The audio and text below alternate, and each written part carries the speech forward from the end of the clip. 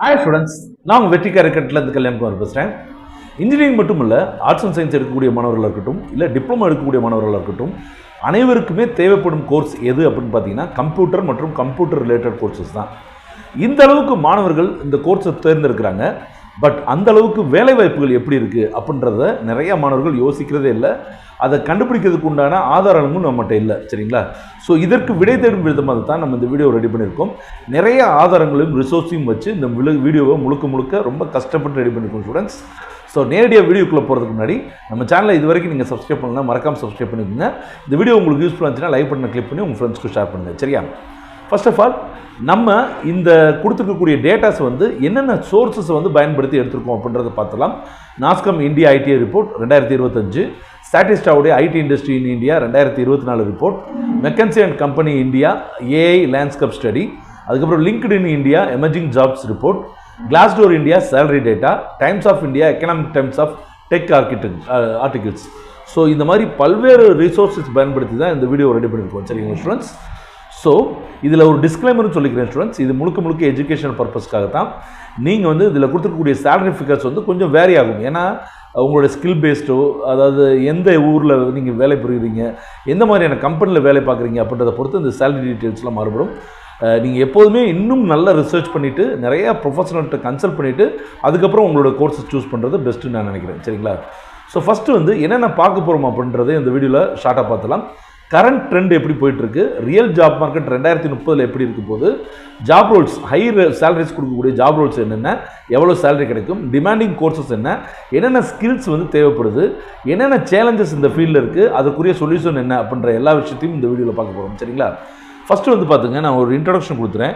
இந்த வேர்ல்டே பார்த்தீங்க அப்படின்னா ஒரு விர்ச்சுவல் ரியாலிட்டி, அதாவது டிஜிட்டலுக்குள்ளே போகுது. சரிங்களா? இன்றைக்கி இருக்கக்கூடிய எல்லா இண்டஸ்ட்ரியும், எஜுகேஷன் இண்டஸ்ட்ரியாக இருக்கட்டும், இல்லை பேங்க் அண்டு ஃபினான்ஸ் இண்டஸ்ட்ரியாக இருக்கட்டும், இல்லை சேல்ஸ் இருக்கட்டும், இல்லை எல்லா சாஃப்ட்வேர் ஆரம்பித்தாலும் சரி, எனர்ஜிஸ், ஆட்டோமொபைல் இண்டஸ்ட்ரி, இந்த மாதிரி எல்லா இண்டஸ்ட்ரியுமே டிஜிட்டலைஸ் ஆகிட்டு இருக்கு. ரைட்டா? ஸோ இந்த நேரத்தில் பார்த்தீங்கன்னா ஒவ்வொரு இண்டஸ்ட்ரியும் டெக்னாலஜியை தான் ரிலை பண்ணியிருக்கு. ஸோ ஸ்கில்டு கம்ப்யூட்டர் ப்ரொஃபஷனல் கூடிய தேவை கண்டிப்பாக இன்க்ரீஸ் ஆகும் அப்படின்றதுல மாற்றம் இல்லை. அதை முதலே நான் சொல்லிக்கிறேன். சரிங்களா? பட் கரண்ட் ஜாப் மார்க்கெட் என்ன இருக்குது அப்படின்னா, இன்றைக்கி உலகமே ஒரு இறுக்கமான சூழ்நிலையில் இருக்குது, உங்களுக்கு தெரியும். ஸோ அமெரிக்காவில் ஏற்பட்டிருக்கக்கூடிய அரசியல் மாற்றம், உக்ரைன் வார், ஸோ இந்த மாதிரியான இஸ்ரேல் வார்ஸ், அதே மாதிரி சைனா மற்ற கண்ட்ரிஸோடு இருக்கக்கூடிய கான்ஃப்ளிக்ஸ், இந்த மாதிரியான நிறைய விஷயங்கள் போயிட்டுருக்கு. ஸோ உலகமே ஒரு இறுக்கமான சூழ்நிலையில் இருக்குது. அதனால் ஜாப் மார்க்கெட் கொஞ்சம் ஸ்லோ டவுனாக இருக்குது. அது என்னென்னு பார்த்தலாம். ஃபஸ்ட்டு பாருங்களேன், இ-காமர்ஸ் அண்டு அலைடு ஸ்டார்ட் அப்ஸை பொறுத்த வரைக்கும் 6% வேலைவாய்ப்புகள் கூடியிருக்கு. ஐடி அண்ட் ஹார்ட்வேர் சாஃப்ட்வேர் துறையில் 2% வேலைவாய்ப்பு குறைஞ்சிருக்கு. டெலிகம்யூனிகேஷன் இண்டஸ்ட்ரியில் 4% வேலைவாய்ப்பு அதிகம் இருக்குது. எஜுகேஷன் டிபார்ட்மெண்ட்டில் 2% குறைஞ்சிருக்கு. ஃபினான்சியல் சர்வீஸில் 10% கூடியிருக்கு. ரீட்டைல் எசென்சியல்ஸில் 6% கூடியிருக்கு. லாஜிஸ்டிக்கில் 6% கூடியிருக்கு. நாலேஜ் ப்ராசஸ் அவுட் சோர்சிங்கில் கிட்டத்தட்ட 3% கூடியிருக்கு. மீடியா அண்ட் என்டர்டைன்மெண்ட்டில் 4% வேலைவாய்ப்பு கூடியிருக்கு. ட்ராவல் அண்ட் ஹாஸ்பிட்டாலிட்டியில் 5% கூடியிருக்கு. பிபிஓ அண்ட் ஐடிஎஸில் 2% கூடியிருக்கு. கன்சல்டிங் ஜாப்ஸ் 2% குறைஞ்சிருக்கு. ரீட்டைல், அதாவது நான் எசென்சியல்ஸை பொறுத்த வரைக்கும் 2% குறைஞ்சிருக்கு. மார்க்கெட்டிங் அண்ட் அட்வர்டைஸ்மெண்ட்டிங்கில் 1% வேலைவாய்ப்பு குறைஞ்சிருக்கு. அது இன்றைக்கி இருக்கக்கூடிய ட்ரெண்ட். சரியா?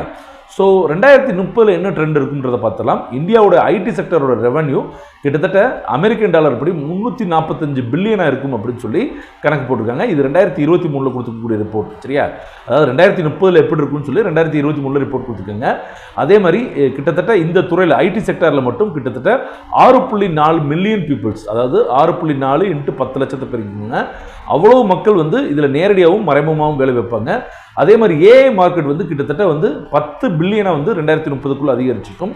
அதே மாதிரி CAGR for data science jobs கிட்டத்தட்ட 30% அதிகரிச்சிருக்கும் அப்படின்னு சொல்கிறாங்க. சரிங்களா? அதே மாதிரி கிட்டத்தட்ட 5 years எக்ஸ்பீரியன்ஸ் ஆன ஜாப் ரோல்ஸில் எதெல்லாம் ஹையஸ்ட் பேயிங் ஜாப்ஸாக இருக்குன்றதை பார்த்தலாம். சாஃப்ட்வேர் ஆர்கிடெக்டை பொறுத்த வரைக்கும் 35 to 43 லட்ச ரூபா பெர் ஆனம் கிடைக்கலாம். அதே மாதிரி டேட்டா சயின்டிஸ்ட்டுக்கு 9.6 13.6 வரைக்கும் கிடைக்கலாம்.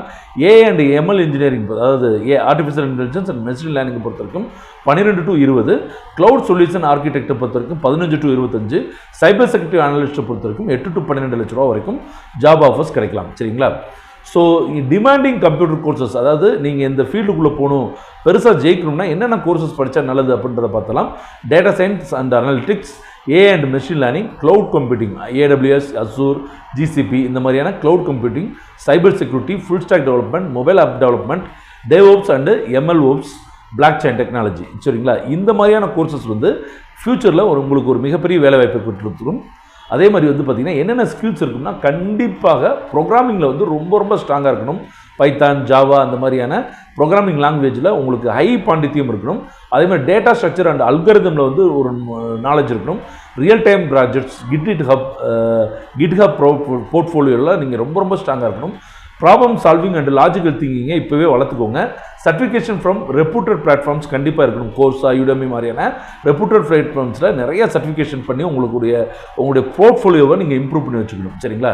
என்னென்ன சேலஞ்சஸ் இருக்க போகுது அப்படின்னு பார்த்தீங்கன்னா, என்ட்ரி லெவல் ஜாப்ஸ்க்கு வந்து இதுவரைக்கும் காணாத அளவுக்கு வந்து பார்த்தீங்கன்னா ஒரு பயங்கரமான காம்படிஷன் இருக்க போகுது. ஏன்னா கிட்டத்தட்ட படிக்கக்கூடிய மாணவர்களில் கிட்டத்தட்ட 78% மாணவர்கள் வந்து கம்ப்யூட்டர் மற்றும் கம்ப்யூட்டர் ரிலேட்டட் கோர்சஸ் எடுத்துருக்கனால, ஸோ இந்த என்ட்ரி லெவல் ஜாப்ஸில் வந்து ஒரு மிகப்பெரிய அடிதடி, அதாவது காம்படிஷன் இருக்கும் அப்படின்னு சொல்கிறாங்க. அதே மாதிரி வந்து கம்பெனி வந்து பார்த்திங்க அப்படின்னா டிகிரிஸை மட்டும் வச்சு எடுக்காமல் ஸ்கில்டு கேண்டிடேட்ஸை மட்டும் தான் எடுப்பாங்க.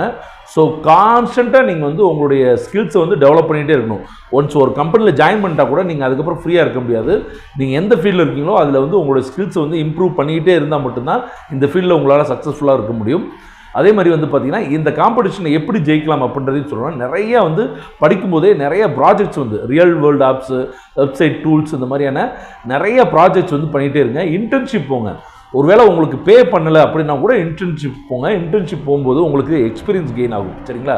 அதே மாதிரி ஹேக்கத்தான்ஸ், கோடிங் கான்டெஸ்ட்லாம் நிறையா வந்து பார்ட்டிசிபேட் பண்ணுங்கள். தோக்குறமோ ஜெயிக்கிறமோ நீங்கள் பார்ட்டிசிபேட் பண்ணிகிட்டே இருங்க. அப்போ தான் உங்களுக்கு ஒரு நல்ல எக்ஸ்பீரியன்ஸ் கிடைக்கும்.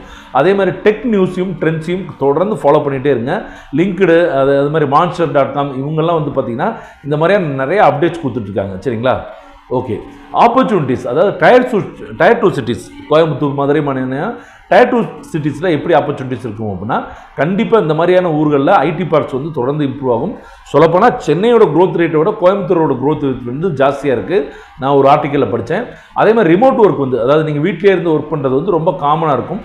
அதே மாதிரி வந்து பார்த்திங்கன்னா நிறைய டெக்லையும் ஏஐலையும் ஏகப்பட்ட ஸ்டார்ட் அப்ஸ் வந்து உருவாகும். ஸோ அதனால் வேலைவாய்ப்பு கூட இருக்கும். அதுமாதிரி பெட்டர் ஒர்க் லைஃப் பேலன்ஸ் இருக்குன்னு சொல்கிறாங்க. அதே மாதிரி இந்த மாதிரியான சிட்டிஸில் லோயர் காஸ்ட் லிவிங் இருக்கிறனால உங்களால் வந்து உங்கள் ஒர்க் லைஃப் பேலன்ஸ் வந்து ரொம்ப ஈஸியாக வந்து ஃபாலோ பண்ண முடியும் அப்படின்னு சொல்கிறாங்க. சரியா? ஸோ கன்க்ளூஷனாக என்ன சொல்கிறேன் அப்படின்னா, computer related courses not just safe கிடையாது, பட் பூமிங். ஸோ அதிகரிக்க போகுது. அதாவது நான் என்ன சொல்ல வரேன்னா, நீங்கள் வெறும் டிகிரியை மட்டும் படிச்சுட்டு உங்களுக்கு வேலை கிடைக்கும் அப்படின்னு நினச்சிங்கன்னா கண்டிப்பாக கிடைக்க போகிறதில்ல. ஆனால் அந்த அளவுக்கு வேலைவாய்ப்புகள் இருக்கும். ஆனால் அதில் நீங்கள் ஜாயின் பண்ணணும்னு நினச்சிங்கன்னா கண்டிப்பாக நீங்கள் வந்து அதுக்கேற்றாப்புல ஸ்கில்டும் உங்களுடைய வந்து குவாலிஃபிகேஷனும் பக்காவாக இருந்தால் மட்டும்தான் இந்த ஃபீல்டில் நின்று உங்களால் ஜெயிக்க முடியும். உங்களுடைய இன்ட்ரெஸ்ட் ப்ளஸ் மார்க்கெட் டிமாண்ட் ரெண்டுத்தையும் வச்சு ஒரு பெர்ஃபெக்டான ஒரு காம்பினேஷனை உருவாக்குங்க. உங்களுடைய skills, projects, internship and continuous லேர்னிங்கை தொடர்ந்து செயல்படுத்திகிட்டே இருங்க. சரிங்களா ஸ்டூடெண்ட்ஸ்? ஓகே ஸ்டூடெண்ட்ஸ், இந்த வீடியோ ஓரளவுக்கு உங்களுக்கு ஒரு ஐடியா கொடுத்துக்குன்னு நினைக்கிறேன். ஸோ உங்களுக்கு வீடியோ யூஸ்ஃபுல்லாக இருந்துச்சுன்னா லைக் பண்ண கிளிக் பண்ணி உங்கள் ஃப்ரெண்ட்ஸ்க்கு ஷேர் பண்ணுங்கள்.